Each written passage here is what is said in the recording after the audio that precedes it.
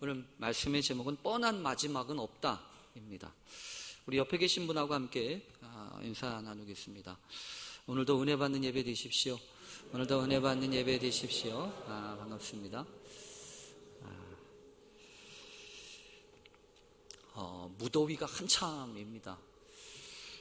얼마나 무더운지 유난히도 작년보다도 더 더운 것 같아서 참 숨이 콱콱 막히고 그렇습니다. 이 젊은 사람들도 그런데 아마 나이 드신 분들은 얼마나 더 하실까 그런 생각이 좀 듭니다. 다른 거는 다 참을 수 있는데 사실은 이 뜨겁다, 이 열기라고 하는 것이 참 이렇게 사람을 힘들게 하는구나 라고 하는 것을 요즘 다시금 배워가고 있습니다.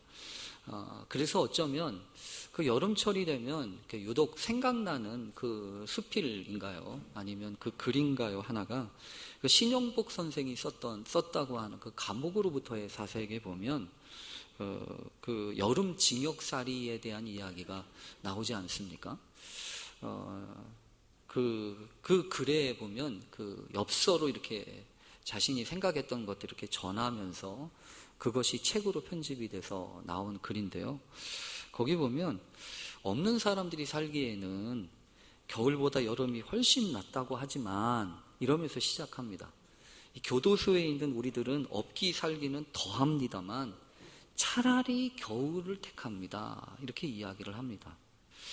왜냐하면 여름 징역, 여름 감옥에 10가지, 20가지 이상이 되는 여러 가지 장점들이 있음에도 불구하고 일시에 무색하게 만들어버리는 아주 결정적인 사실이 있는데 그 결정적인 사실이 그런 거라면서요.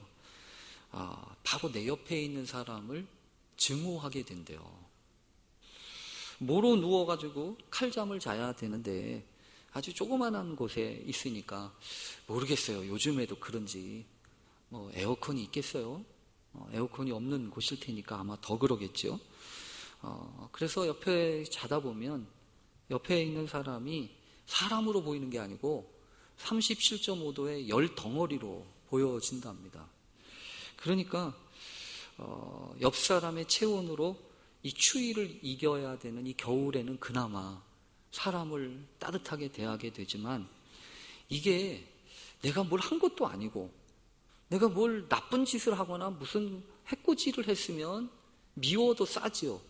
그런데 아무것도 안 하고 가만히 있기만 했는데 그냥 내 몸에서 열이 나는 것 때문에 나를 그렇게 미워하고 나를 또 증오한다면 아마 그 미움을 받는 사람도 그렇고 미워하는 사람도 그렇고 얼마나 참 그 마음이 그렇지 않겠어요. 그래서 어떻게 보면 이 여름을 잘 나기 위해서 어떻게 해야 되는가 여러 가지 고민을 하게 됩니다. 여름이라고 하는 거에 그 어원을 보면 두 가지 우리나라 뜻이 있습니다. 하나는 물론 이제 사전적인 뜻은 그런 뜻이죠. 1년에 제일 무더운 계절을 여름이라고 합니다. 근데 어원을 보면 우리나라 말 이게 그 우리나라 말인데요. 여름의 그 어원에 보면 크게 두 가지가 있대요. 하나는 뭐냐면 이렇게 연다라고 얘기할 때 닫혀있지 않고 열린다라고 얘기할 때 그걸 여름이라고 얘기하는 그 어원이 되는 게 하나 있고요. 또 하나는 이 과일이 열린다라고 이야기할 때 과일이 열림이라고 하는 뜻의 의미가 이 여름이라는 뜻입니다. 그러니까 단순하게 무더워가지고 죽겠다라고 하는 생각을 가지면 이 여름이 참 힘들고 어려운데요. 이 여름 속에는 그런 뜻이 있구나. 이렇게 닫힌 게 아니라 꽉 닫힌 게 아니라 활짝활짝 열어 젖히는 것이 여름이고 그리고 언젠가 하나님이 허락하실 그 때가 되면 이 여름이 지나가고 나면 또 하나의 열매가 어떤 열매일지는 모르지만 우리에게 이런저런 열매들이 소중하게 맺혀지게 될 거야. 그런 시간이 바로 이 여름이야 라고 하는 것을 생각하게 되면 그래도 여름을 우리가 기대하고 생각하게 됩니다. 그렇지 않아서 참 이 여름을 어떻게 보내야 될까 생각을 하다가 달력을 보니까 깜짝 놀랐습니다. 24절기 중에서 13번째 절기가 입추인데요. 그 입추가 올해 입추는 여러분 언제인지 기억하십니까? 지났습니다. 8월 8일이더라고요. 8월 8일에 벌써 입추예요. 입추라고 하는 말을 딱 듣고 보니까 한참 더운 그 무더위가 아주 기승을 부리고 있었던 8월 초순에 그 한참 무더위 속에 옛날 어르신들은 입추라고 이렇게 딱 박아놓아가지고 그 무더운 여름철에도 이제 가을에 문을 열고 간다고 하는 그런 의미로 이렇게 그러면서 사실은 여름을 나는 거겠죠. 어쩌면 여러분 에어컨도 틀고 선풍기도 틀고 또 하루 종일 이렇게 시원한 물도 마셔보지만 사실은요 그렇게 해가지고 여름을 나는 것 같지는 않아요. 오늘 남아있는 이 기간 동안 여러분들의 이 여름이 건강하게 되기를 간절히 바랍니다. 그리고 오늘 여러분 보니까 오늘이 말복이더라고요. 말복이에요. 말복인데 여러분 그 복자가 무슨 복자인지 제가 이번에 보면서 새롭게 깨달았어요. 복자가 어떤 자를 쓰냐 하면 사람인에다가 개견자를 써가지고 이게 복이라고 합니다. 그래서 어떤 사람은 그렇게 얘기합니다. 거봐, 우리나라 사람들이 옛날부터 이 개를 잡아먹고 그런 날로 이 복자를 이렇게 만든 거야 라고 생각을 하는데 그거는 오해입니다. 그건 절대로 그렇지 않아요. 그 얘기는 무슨 소리냐면 그 복자가 개 복자가 아니고 엎드릴 복자예요. 그래서 개나 사람이나 이렇게 엎드려가지고 무더위 속에서 힘든 날인가? 이런 생각이 아니라 엎드린다고 하는 것은요 그런 겁니다. 무언가를 준비하고 기대하면서 미래를 준비하기 위해서 겸손하게 엎드리는 거예요. 그런데 여러분 오늘이 주일이잖아요. 그래서 말복이잖아요. 그래서 오늘은 복된 날입니다. 복된 날, 예배하는 날. 사실은 예배라고 하는 단어가 여러분 예배라고 하는 그 원어 단어가 무슨 뜻이냐면 프로스큐어 이렇게 해가지고 엎드린다라고 하는 뜻이 있어요. 하나님 앞에 엎드리는 거 그게 바로 예배예요. 그게 복날이에요. 여러분 그러니까 오늘 쓸데없는 생각하지 마시고 하나님 내가 하나님 앞에 엎드립니다. 그래서 내가 하나님의 은총을 구하고 하나님의 역사를 구합니다. 그래서 하나님이 허락하실 그 미래 하나님이 열어가실 그 미래 또 하나님이 맺게 하실 그 열매를 내가 기대하고 준비하는 이 여름이 되게 해주십시오. 그렇게 기도하는 이 한날 되실 수 있기를 간절히 바랍니다. 아무래도 여러분 오늘 여러분과 나누려고 하는 이 말씀은 마태복음 24장에 그동안 우리가 쭉 살펴보았던 그 마지막 이 문을 닫는 클로징하는 말씀입니다. 그런데 이 마지막 끝날 마지막 이 정리하면서 오늘도 우리에게 주시는 그 주님의 말씀이 사실은요 마음을 무겁게 합니다. 왜 무겁게 하냐면 오늘 본문이 이렇게 시작하지 않습니까? 충성되고 지혜 있는 종이 되어서 주인에게 그 집사람들을 맡아서 때를 따라 양식을 나눠줄 자가 누구냐? 여러분 주님이 하시는 말씀인데 그 마지막에 대한 종말에 대한 이야기를 하시면서 마지막 끝을 이렇게 맺고 있다는 겁니다. 그러니까 여러분 오늘 성경을 보면 그 생각을 우리가 번뜩 하게 됩니다.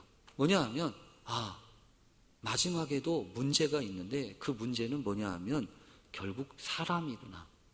결국 사람이라는 거예요. 결국 사람이 문제라는 겁니다. 상황이 어떠냐? 여건이 어떠냐? 조건이 어떻게 좀 나아졌냐? 마아졌냐? 그게 문제가 아니고요. 어떤 상황이 되든지 그 사람이 도대체 어떤 사람이냐? 라고 하는 것이 훨씬 더 중요하다는 겁니다. 그래서 여러분 우리가 오늘 말씀의 제목을 그렇게 잡았어요. 뻔한 마지막은 없다. 사실 우리가 이 마지막에 대한 이야기를 읽을 때 제 자신 스스로도 그런 생각을 할 때가 참 많습니다. 뭐 뻔히 정해진 건데 뭐 뻔하지 않아? 이렇게 이야기하는 말들이 우리 마음 가운데 있다는 거죠. 사실 이 뻔하다라고 하는 이야기는요 이런 겁니다. 굳이 애써서 뭘 확인해보고 경험해보지 않아도 알 수 있을 만큼 아주 명확하고 확정적인 거 그거를 뻔하다고 그래요. 근데 여러분, 마지막에 여러분 뻔하십니까? 어떤 때는 우리가 그럴 수도 있죠. 살다 보면 우리에게 너무너무 뻔한 환경 가운데 있을 때가 참 많습니다. 그래서 사실은 아이들이나 이런 사람들을 볼 때 우리가 그렇게 생각하는 것이 간혹 있어요. 뭐냐 하면 내가 그럴 줄 알았어. 그것 봐라, 내가 뻔하다 너. 이렇게 나도 모르는 사이에 이야기할 때가 있지 않습니까? 그런데 여러분, 성경을 읽으면서 깨닫게 되어지는 귀중한 사실이 있는데 어떤 것도 뻔한 거는 없어요. 어떤 것도 뻔해서 결정되어져서 바뀔 수 없을 만큼 마치 팔자처럼 하늘에서 딱 정해져 가지고 그렇게 되는 것은 없어요. 그러면 여러분 어떤 겁니까? 얼마든지 바뀔 수 있습니다. 얼마든지 달라질 수 있다는 거예요. 그래서 여러분, 우리가 스스로 쉽게 결정을 내리거나 쉽게 포기하거나 그러면 안 돼요. 왜냐하면 얼마든지 하나님은 그 뻔한 상황을 얼마든지 바꾸실 수 있기 때문에 그렇습니다. 여러분, 오늘 성경을 보면 그런 얘기를 하시죠. 충성되고 지혜 있는 종이 되어 주인에게 그 집 사람들을 맡아 때를 따라 양식을 나눠줄 자가 누구냐? 지금 주님이 묻고 있는 것은 상황이 얼마나 어려우냐 이 얘기가 아니에요. 여건이 얼마나 어려우냐 이게 아닙니다. 너 돈 얼마나 가지고 있냐 이거 아닙니다. 너 실력 얼마나 있느냐 이거 아닙니다. 너 스펙 얼마나 쌓았냐 이거 아닙니다. 세상에 살다 보면 특별히 요즘 젊은이들이 직장의 문제나 여러 가지 것들을 볼 때 나도 알지 못하는 사이에 여러 가지 환경들과 조건들을 봅니다. 자기 스스로 누가 뭐라고 한 거 아닌데 자기 스스로 그 환경과 조건에 굴레 지어져서 이렇게 저렇게 생각하고 있는 것들을 얼마나 많이 보는지 모릅니다. 그러나 여러분, 분명히 기억하십시오. 하나님은요, 얼마든지 그 뻔한 환경들 속에서도 하나님의 역사를 이루십니다. 그래서 여러분, 우리는 끝까지 하나님의 인도하심과 하나님의 역사하심을 기대하고 보아야 돼요. 특별히 오늘 이 말씀 가운데 보면 그렇게 이야기하시는 게 있죠.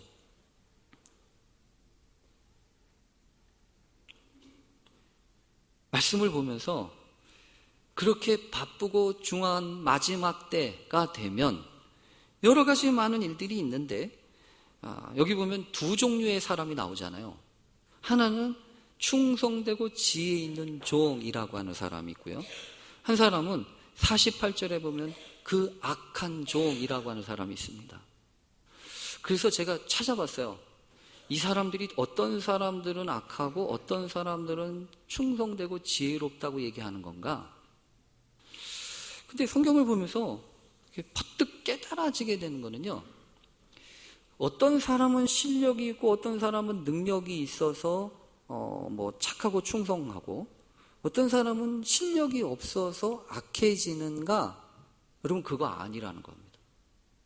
우리는 때때로 어떤 마지막 일을 대할 때 무슨 일을 할 것인가, 어떤 일을 해야 하는가, 그래서 거기에 많은 관심을 갖습니다. 그래서 마지막 때가 되면 여러 징조들을 이야기하고, 그리고 우리 사회 속에서도 이미 이전에 많은 사람들이 그런 이야기들을 많이 했습니다. 그래서 종말론에 대한 이야기를 하면서도 여러분 아시는 것처럼 1992년도에 다미선 교회를 중심으로 해서 그 10월 달에 하나님 오신다, 주님 오신다 라고 이야기하면서 그런 이야기들을 통해서 그 종말론에 대한 이야기를 하지 않았습니까? 그래서 이거 해야 된다, 저거 해야 된다, 너 지금 뭐하냐? 그래서 그때 얼마나 많은 사람들이 난리를 쳤는지 몰라요. 약 30만 명 되는 사람들이 직접적으로 영향을 받고 더 많은 사람들, 최대한 100만 명 되는 사람들이 간접적으로 영향을 받았다고 하는 통계가 있어요. 그뿐만이 아니라 2011년 우리나라에서만이 아니라 미국에서도요, 해럴드 캠핑이라고 하는 목사가 다니엘서와 요한계시록을 연구하면서 이 재림의 날짜를 계산해 냈습니다. 그래서 2011년 5월 21일 날 예수님 오신다 라고 이야기를 했다가 그날이 지나고 나도 예수님이 오시질 않으니까 다시 계산을 해보니까 2011년 10월 21일이 맞더라. 이래가지고 난리를 치셨습니다. 그러니까 우리나라에만 그런 게 아니에요. 그러면서 그들이 이야기하는 건 뭐냐면 이거 해야 된다 저거 해야 된다라는 얘기예요. 근데 여러분 성경을 보면 마지막이 되면 뭐 해야 되는가 저거 해야 되는가 그게 아니에요. 이미 성경에서 우리가 이미 이야기한 게 있지 않습니까? 두 사람이 밭에 있음에 한 사람은 데려감을 당하고 한 사람은 버려둠을 당할 것이다. 두 여자가 맷돌질을 하는데 한 사람은 데려가고 한 사람은 버려둠을 당할 것이다. 일이 달라가지고 한 사람은 데려가고 한 사람은 남겨둔 게 아니라는 거예요. 그러니까 여러분 마지막이 될수록 어떤 일을 해야 되는가에 대해서 관심을 가질 것이 아니라 성경이 이야기하고 있는 것은요, 그 일을 어떤 태도와 어떤 마음으로 하느냐, 이게 더 중요하다는 거예요. 그래서 중요한 게 뭐냐면 무슨 일을 하느냐 이게 아니고요, 하나님 앞에 어떤 자세를 가지고, 그래서 충성되고 지혜롭다고 하는 것이 필요하다는 거예요. 충성이라고 하는 것이 무엇입니까? 이 충성이라고 하는 표현은요, 피스티스라고 하는 원어를 써서 믿을 수 있다라고 하는 뜻입니다. 그래서 여러분, 하나님 앞에서 이 마지막 때가 되면 중요해지는 것이 있는데, 그거는 뭐냐 하면 어떤 스펙을 가지고 있는가, 어떤 실력이 있는가가 아니에요. 믿을 수 있는가, 이 부분입니다. 신실한가, 믿음을 가지고 있는가, 이 부분 아니겠습니까? 그래서 여러분, 우리가 마지막 때가 될수록 하나님 앞에 신실하게 믿음을 다시금 새롭게 하는 일에 힘써야 합니다. 다른 일, 이런 일, 저런 일, 믿음은 제쳐두고 다른 일 할 것이 아니라, 하나님, 내가 무슨 일이든 믿음으로 하게 해 주십시오. 그래서 믿음으로 말미암아 하나님, 내게 주어진 것들을 잘 감당하게 해 주십시오. 믿을 수 있는 사람이 되어야 합니다. 스펙이 중요한 게 아니에요. 실력이 중요한 게 아니에요. 그래서 가끔 저희 집 자녀를 위해서도, 요즘 청년들을 위해서도 기도하는데, 한편으로는 아까도 기도한 것처럼 실력 좋게 해주세요 라고 하는 기도도 하지만, 여러분이라면 어떠시겠어요? 실력 좋은 사람을 뽑아서 실력 좋은 사람한테 맡기시겠어요? 아니면 결정적으로 내가 저 사람 믿을 수 있어 라고 할 때 맡기시겠어요? 마지막에 결정되어지는 것은 스펙이 아니에요. 마지막에 결정되는 건 실력이 아닙니다. 믿을 수 있는가, 맡길 수 있는가, 이 부분이에요. 그래서 오늘 본문에 보면 맡기리라 라고 하는 표현이 있는 겁니다. 여러분, 성경을 보면 요셉이라고 하는 사람도 있죠. 이 요셉이라고 하는 사람이 여러분 아시는 것처럼 하나님께로부터 특별한 은혜를 받습니다. 그래서 남들은 없는 꿈을 해석하고 바라볼 수 있는 그런 실력을 갖지 않습니까? 근데 결국은요, 그 실력 때문에 많은 어려움을 당하죠. 오히려 형들이요, 그 실력을 미워하고 그 실력 때문에 고난을 받으면서 얼마나 미웠으면 이 형들이 팔아넘기겠어요. 애굽의 노예로 팔려지게 되고 고생이란 고생은 다 하고 누명까지 쓰면서 감옥의 밑바닥까지 내려가가지고 여러분 어떻게 됩니까? 실력의 사람이 되는 게 아니라 신뢰의 사람이 돼요. 그래서 마지막에 보면 바로가 자신의 꿈을 이야기하고 그 꿈에 대한 해석을 쭉 풀어주는 가운데 어떤 마음이 맡기게 되냐면, 야, 그러지 말고 너 같은 사람을 어디서 얻겠냐, 반지를 뽑아줄 테니까 네가 이거 맡어, 내 나라를 맡아가지고 이 어려운 환난과 시련의 때에 나라를 운영해다오 하면서 맡긴다고요. 여러분, 결국 요셉은요 그런 인생을 삽니다. 자신의 실력을 가지고 사람들을 막 해결하는 인생이 아니라 하나님이 이렇게 저렇게 맡겨주신 것을 가지고 악함도 나쁜 것도 선용하시는 그 하나님을 발견하면서 맡겨주신 그 일 가운데 충성하는 사람이 된다고요. 그래서 요셉은 창세기가 끝나는 마지막에 창세기 50장에 보면 이렇게 고백합니다. 마침내 아버지 야곱이 죽고 난 다음에 형들이 무서워서 이제 요셉이 우리 가만 안 놔둘 거야 이러면서 벌벌 떨면서 형들이 요셉한테 와서 그러지 말고 우리를 잘 용서해줘 라고 이야기하며 막 이야기를 할 때 그 이야기를 듣고 있던 요셉이 눈물을 흘리면서 두려워하지 마십시오. 내가 하나님을 대신하겠습니까? 당신들은 나를 해하려고 했지만 하나님은 그것을 선으로 바꾸사 오늘과 같이 많은 백성의 생명을 구원하게 하시려고 하셨으니 당신들은 두려워하지 마십시오. 내가 당신들과 당신의 자녀들을 기르겠습니다. 이러면서 오히려 위로합니다. 여러분, 저는 그렇게 믿습니다. 아무리 상황이 어려워도요, 아무리 여건이 어려워도요, 한 사람만 있으면 돼요. 어떤 사람이요? 감당할 사람. 믿음의 역사는 상황이 문제가 아닙니다. 그래서 아브라함이라고 하는 한 사람이 있어야 믿음의 역사가 시작되는 겁니다. 모세라고 하는 한 사람이 있어야 출애굽이라고 하는 믿음의 역사가 시작되는 거예요. 조건이요? 여러분, 조건으로 하면 하나님이 조건으로 일하신 것 같아요? 아니요. 조건으로 한다면 모세가 한참 팔팔하고 능력이 있고 스펙이 쓸만했을 때 40대 들어 쓰셔야 했어요.